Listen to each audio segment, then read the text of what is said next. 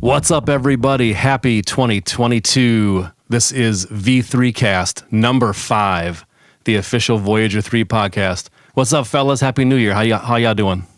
Happy New Year. Happy New Year. Man, we're back from our holiday slumber, madness, overeating, partying, traveling. Aaron, man, tell me what you were up to. We went to New York City, the greatest city in the world. I don't care who you are or where you're from. You better understand that New York City is the greatest city in the world.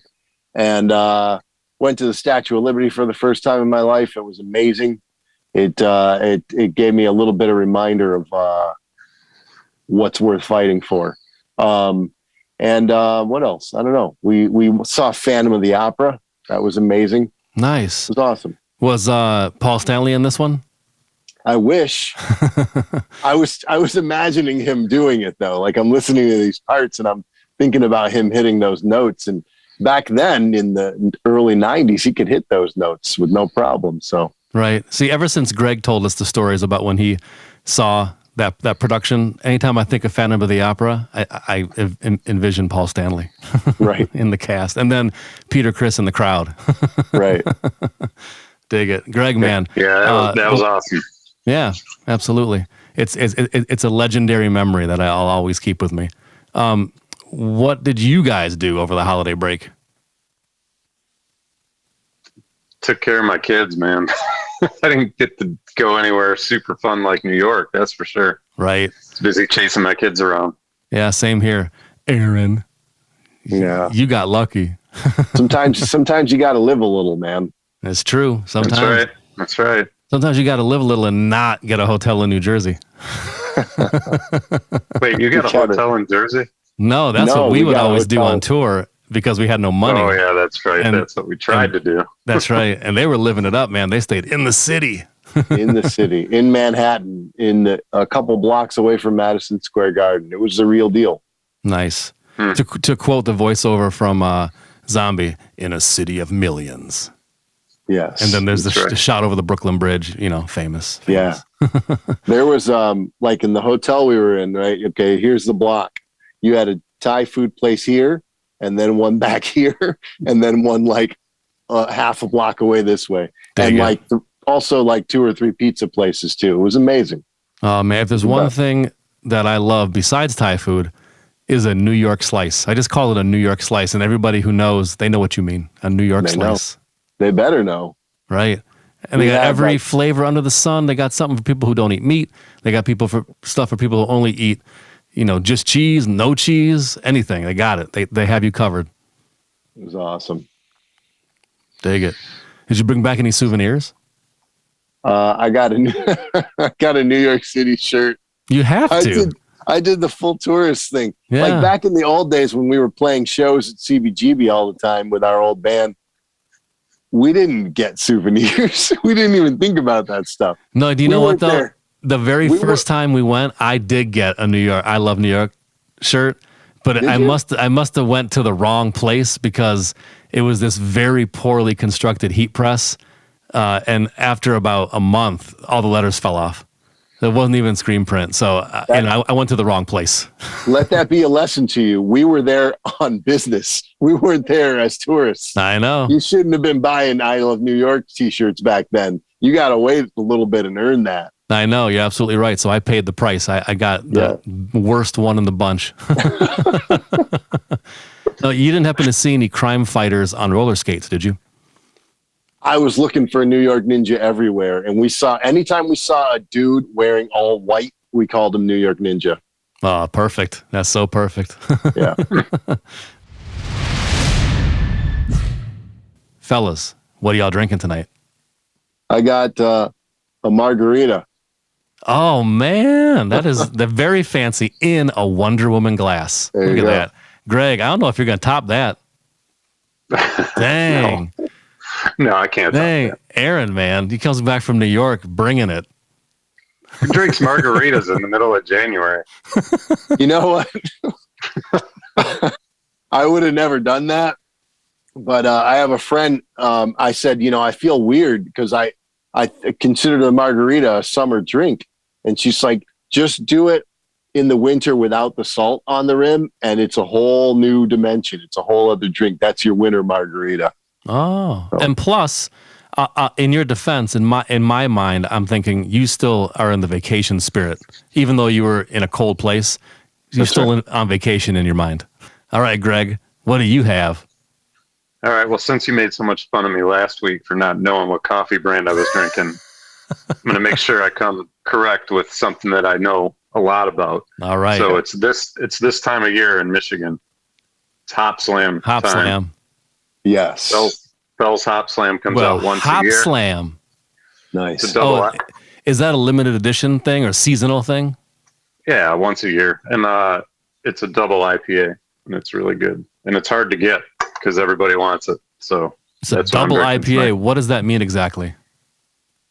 Double the alcohol. So this is like 10%, I think, something like that. All right, more bang for the buck. But I drink it for the hoppiness. That's what I like. So, well, come on, let's get hoppy. I think they have. I think there's a graphic that they pass around on the internet that explains the amount of hops that goes into one can of or one, I forget what it is, one can or 1 6-pack of Hop Slam is like, I don't know how many cases of something like Miller Lite. They have it all broken down like a science project. Yeah, they tell you exactly. That's cool. So yeah, sweet. Happy Hop Slam. All right. Well, I'm doing coffee, man, in my Juno 106 mug that I love so much. What brand is it, Steve? This is Death Wish coffee. So I love the film. I love the coffee. They're not related, but it just sounds cool. All right. Cheers. You better know the brand. That's all I know. And, I won't make that mistake again. By the way, it was Green Mountain. Oh, late. Too late. Too late, Luther. I had to go Too find late. out because Steve was giving me a hard time. Is that like Kirkland brand or something? What is that? Green Mountain? I never heard Green Mountain. That's like a staple. It's always on sale at Staples, and it's actually not that bad. It's not the worst. Gotcha. So it's kind of in a happy medium. Throw a couple of your cool Christmas gifts at me. Tell me what you got, because I'm curious. Well, since I'm already talking, I got this shirt, which is, in my opinion, maybe the coolest Kiss shirt ever made. I think it is. Certainly. A little closer. That's it. Good. There you Yeah, that's top notch, man. To all those younger generations, like my friend Mike, who say Kiss is corny and he doesn't get why I'm so obsessed with them. Tell me by looking at this picture that didn't inspire black metal. Oh, I would say yes. You can't argue with that. Exactly. So, yeah, I got a cool Kiss shirt, and then the other, I'm only going to do 2 things because I don't want to take up too much time, but my brother surprised me and printed out this New York Ninja throwing star. Hopefully you can see. Yeah, that's the coolest gift of all time, straight up. He screen printed New York Ninja on there just like he has in the movie. Yeah. He has his own brand of throwing stars. So. That's right. My brother did his best to duplicate that. They have some sort of weird printing machine that they're able to print on objects. So it was really cool and unexpected. And he gave you guys one. Oh, man. Yeah. Thanks. That's the best. Thanks. Yeah. Thank you, Dan. That's awesome. That is the best. Yeah, he really came through. Yeah, he did. Yeah, I mean, that's one of the gifts that you'll never forget. I'm going to put that up in the studio, and I'll look at that all the time. It's going to be fantastic. For sure. And if anybody breaks in, you got it. I mean, if that's right. Shit goes down, Steve, you can take care of business. That's right. You got to make sure, Steve, if you are, in the situation, you always have to show the star and then throw it. Oh, absolutely. Yeah, don't just throw it. You can't just flip it out there. Like, that's what Batman would do for real. But in the movie, the ninja has to show it so the camera can see it and then throw it. Right. And sometimes they'll even insert that zoom up shot to it real quickly, for extra impact. I'm with you 100%. You got to do it that way. There's certain rules you got to follow. I didn't make them up, but I got to follow them. You got to follow them. Oh, man. Well, Aaron, since you were talking, what's a couple cool gifts that you got? I got like some cool gift cards for record stores and for bookstores and movie theaters. So dig it. I got like, like choose your own gift kind of stuff. And I got a cool Batman t-shirt. You can report back in a couple of weeks and go, hey, I went to blah, blah, blah store and I found these 3 used records that I've been looking for 5 years. See? Exactly. Perfect. It's a gift that keeps on giving, really. That's right. And I got a cool Batman shirt too. So I got some good stuff. I got a really good, I got like, okay, you guys have seen Hot Ones where the guy interviews celebrities while they're eating the hot wings. Oh, yep. Totally. I saw Will Ferrell's one on it. Yeah. My wife got me the bomb, the one that's like this, the third from last, but everybody says I gotta try that. It's like supposed to be even hotter than the last two because of the way it hits you. Like everybody always like almost loses it when they get to that level. If they get past that, the last two are easier. And some people like quit when they're on that show at that one. So I had to see what that was all about and see if it was really, all it's cracked up to be, if it was really hot. So wow. What about you, Steve? I got a couple of cool things. The first one, since we're talking about New York Ninja, I don't really know if it gets cooler than this. Now, you guys know I love pins. I wear a lot of suit coats, so I get all kinds of different pins. But Vinegar Syndrome made a New York Ninja lapel pin. It's hard to see it, but it's got New York Ninja carved, engraved in their enamel pin. And I don't know if I'll be able to demonstrate it on camera, but yeah, it does spin. Here we go. Come on. It's spinning now. There we go. That's it. That's all right. That's some sort of spin. The lapel pin star is awesome, but I have one that will really, really take the cake. Are you ready? Are you ready for this? Yeah. Is it Funko Pop? Better. Are you ready? I'm gonna raise it. I know what it is. I'm gonna raise it up slowly for the drama. Nice. I don't know if it gets cooler than that, man. That's awesome. I think it's so awesome. And you guys are the ones who told me about it, so thank you. Yeah. And so besides being a cool just statue, it really is functional. It's a dice thrower. You put the dice in at the top, and they come out by his feet. Nice. Right there. And, wait, are there monkey brains in there? Yeah, I know. Doesn't it look like that? Chilled monkey brains. Nice. I just watched Temple of Doom. So that's 2 highlights. I got a cool pair of sunglasses, some Ray-Bans. I never had a nice pair of sunglasses in my life, so now I do. Yeah, don't sit on those, Steve. Oh, no, they're staying in the case, man. I think they're going to stay in the case and stay in the, the upper part in your vehicle where you can like put sunglasses. Yeah, man, I think it's just going to stay there forever. Yeah. You're never going to wear them? No, I'll wear them when I drive, probably. Still got the old tagger on it. That's right. That's right. I've seen enough of that one. You got that right. Our next order of business is, we have to do some news. We have to pay the bills. So the biggest announcement that we have is that Vinegar Syndrome announced at 12:01 on New Year's Day the New York Ninja vinyl. So it's finally able to be talked about. I know there's a bunch of people who asked us on YouTube and on Twitter and on Facebook and stuff like that. And sorry we couldn't answer, but sometimes you cannot talk about things before the parties involved reveal it. So that's that. That was a tough one to sit on. Because everybody knows us as a vinyl band, right? And everybody's asking questions about the vinyl, and they had to know that we were going to do vinyl, right? I mean, right. I would assume given, so. Yeah. Plus, just the way that movie is, if it would have come out when it was quote unquote supposed to have come out, they would have had a soundtrack for it. I'm assuming so. It would have been on vinyl in '84 probably. So it all makes sense. It's all poetic. It all works out. It just happened, 40 years later.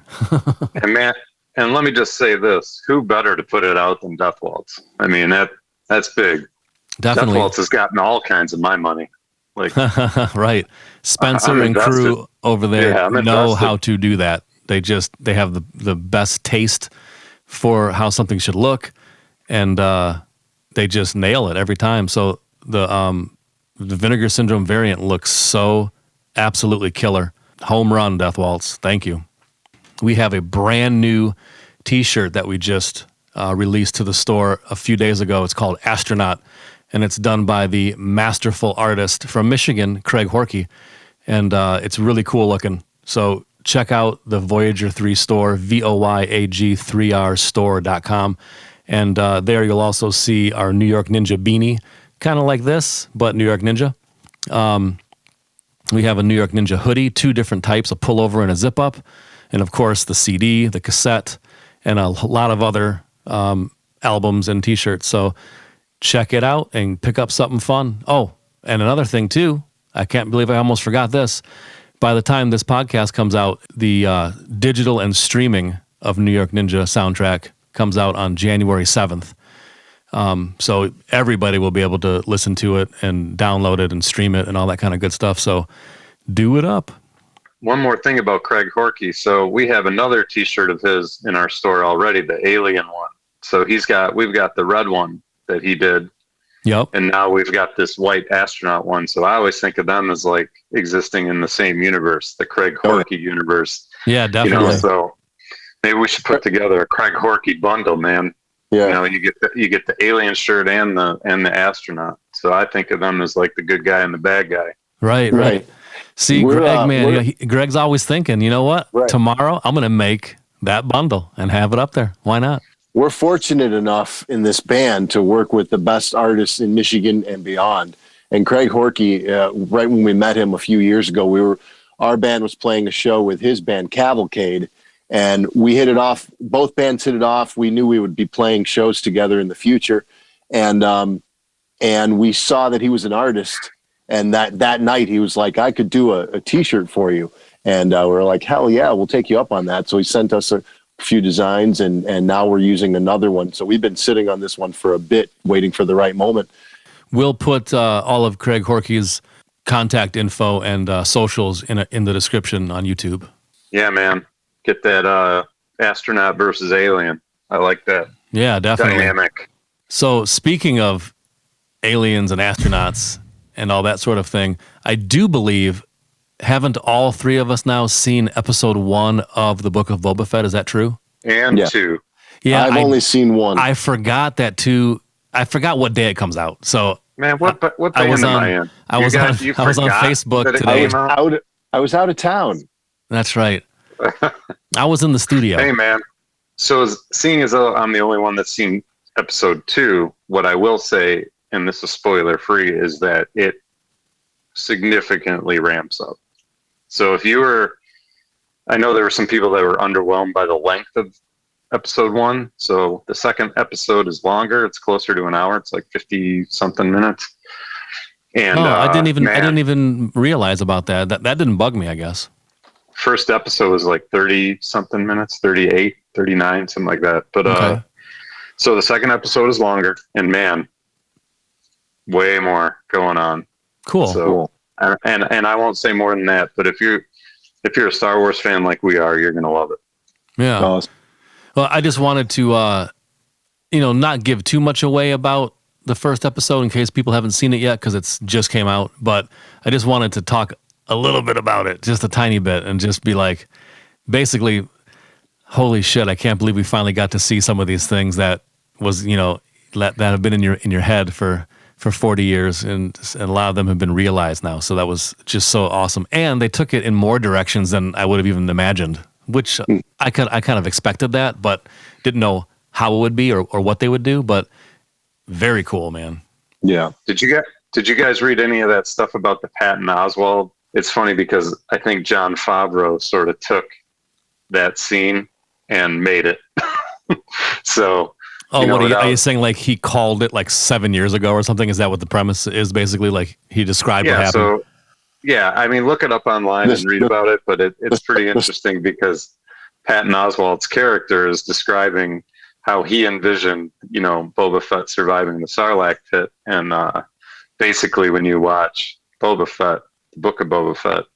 It's almost verbatim. So wow. It's like John Favreau took this random scene from a sitcom and made it canon. You know what I mean? So Okay. it's pretty interesting.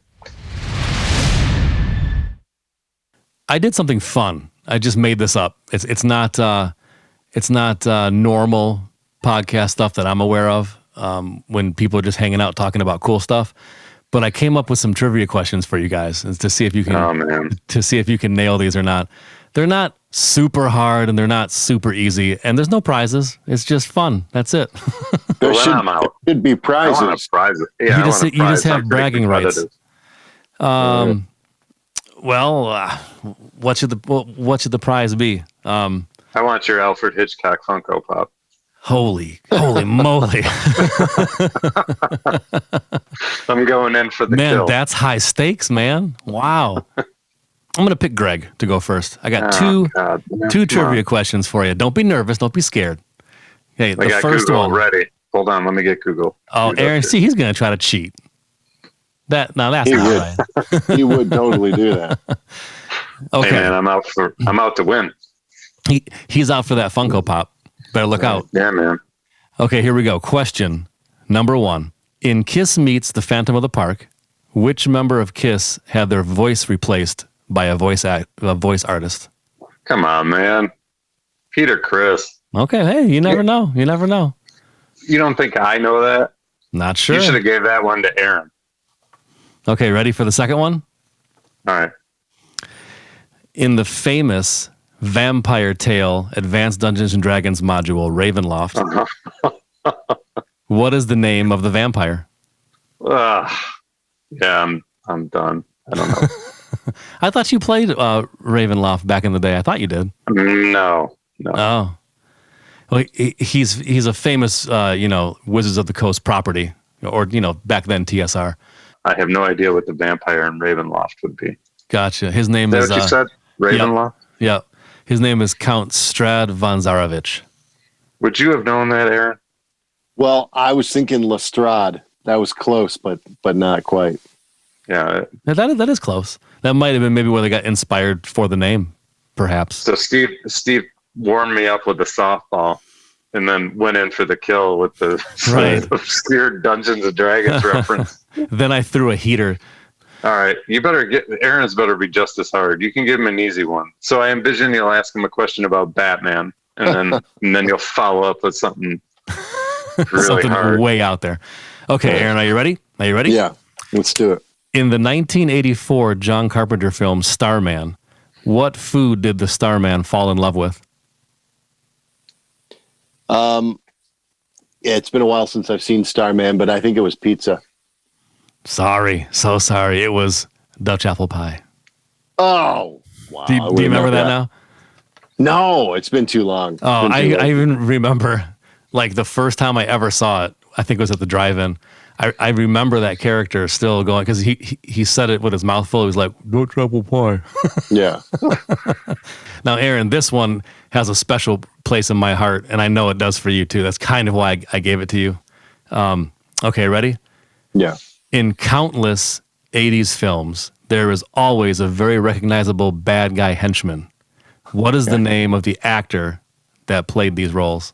Oh, dude, I don't know his name, Yes, but I know. you do. Hold on. Hold on. Was he in Turbo Kid? Oh, I saw Turbo Kid, but I can't remember if he was or not. He probably was because I think they cast that, cleverly. Was he in Total Recall? I'm pretty sure he was. I think he was in Total Recall. He was in Die Hard. I'll give you a few. just to maybe that helps you out. Die Hard, They Live, Big Trouble in Little China, Bill and Ted's Excellent Adventure. Those are for sure.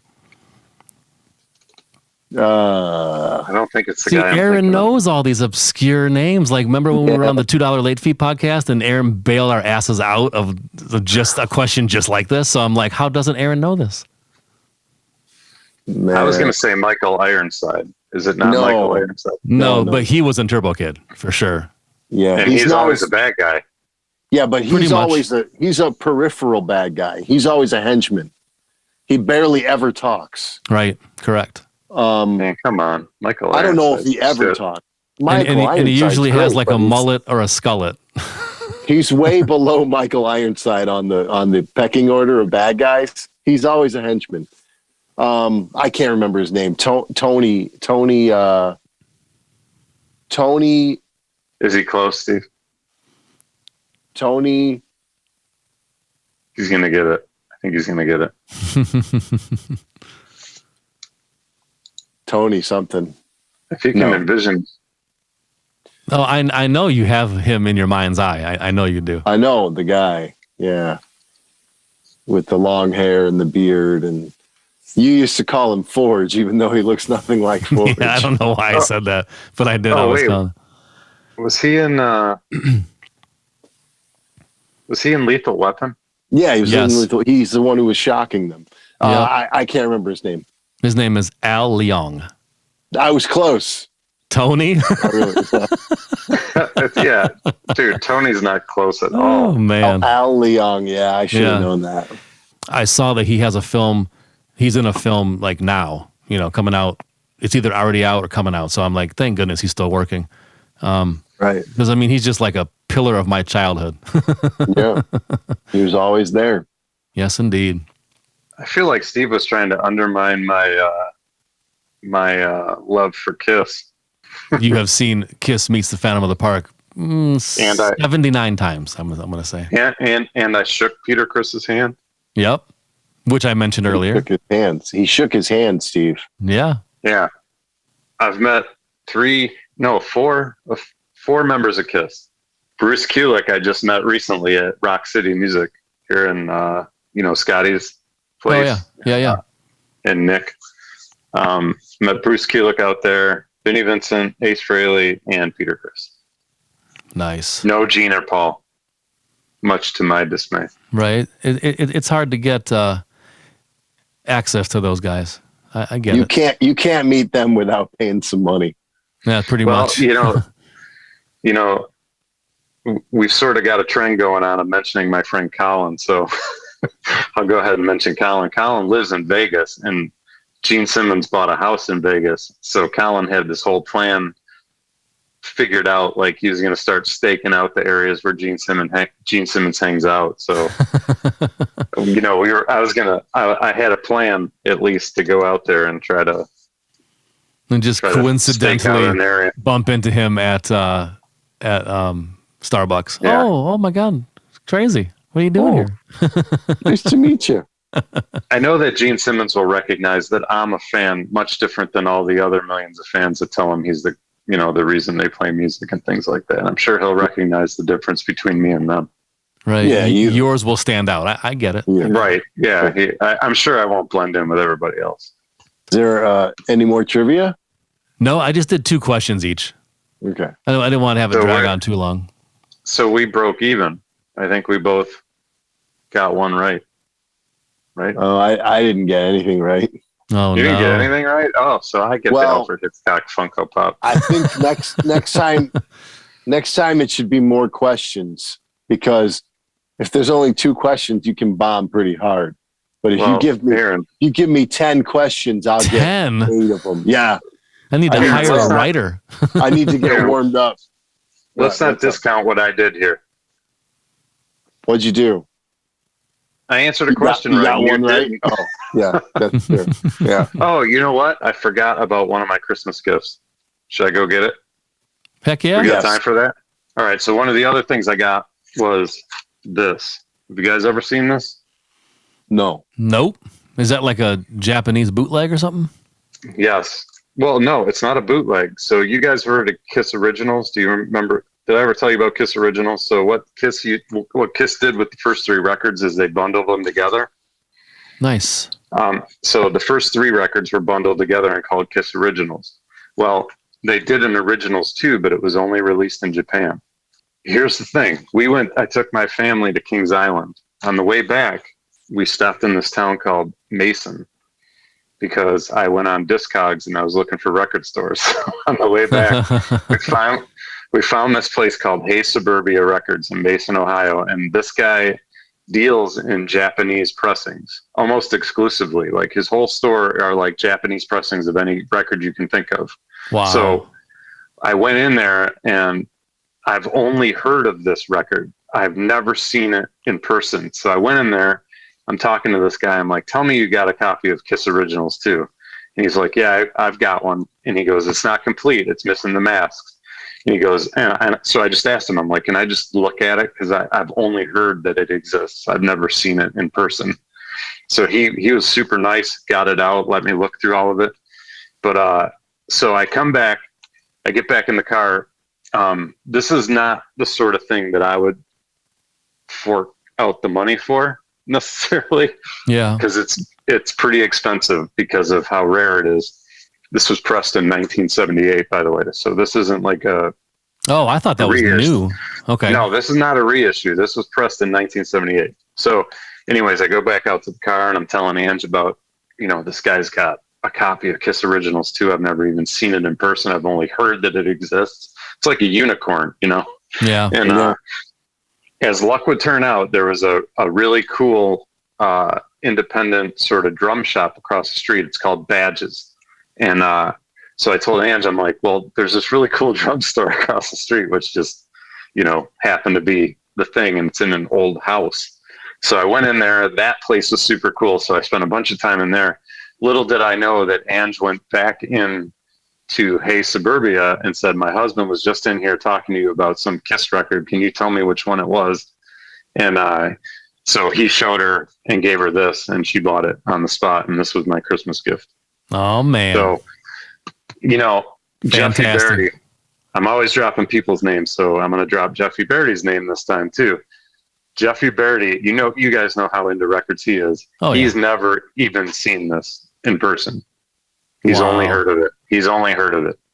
So, And anyways, he's seen every record pretty much. So yeah, probably that's saying like something. multiple versions of every record. So anyways, this Kiss Originals 2 is high on the list of things that I thought I would never own. Wow. That's awesome. One last order of business that we have is New York Ninja playing in actual movie theaters. We have a whole bunch of dates on our website that we're posting of every theater showing across literally the world. A lot of them are in the United States, but there's some overseas as well. So check out our website. That's all I got, fellas. So let's recap it. We talked about some of our cool Christmas gifts, and we talked about the Book of Boba Fett episode 1 and how cool that was, and that I'm going to watch episode 2 the minute we stop recording this. We talked about the Vinegar Syndrome New York Ninja soundtrack variant that they put on for sale at 12:01 on New Year's Day, and it's sold out in 50 minutes. So crazy. There's supposed to be more announced in the near future, so keep your eyes open for that on our socials and things like that. We did a little trivia, and Aaron's main feedback was more questions. He wants more questions, so I'm going to have to hire a writer. More questions for him to get wrong. Uh-oh. Because Greg wants that Funko Pop, I'm telling you. I'm like an 8 out of 10 guy, so if you only give me 2 questions, anything could happen. But you give me 10 questions, I'm good for a bunch of them. There you go, for sure. And you've proven that before, so I believe you. Thank you. Yes, indeed. So, we're going to wrap this up. Keep an eye out at the Voyager 3 store. Keep an eye out on Vinegar Syndrome. Get yourself a copy of New York Ninja, CD or cassette, and the movie itself on Blu-ray. Stock up. And thanks for tuning in. And until next time, have fun and listen to good music. Take it easy, fellas.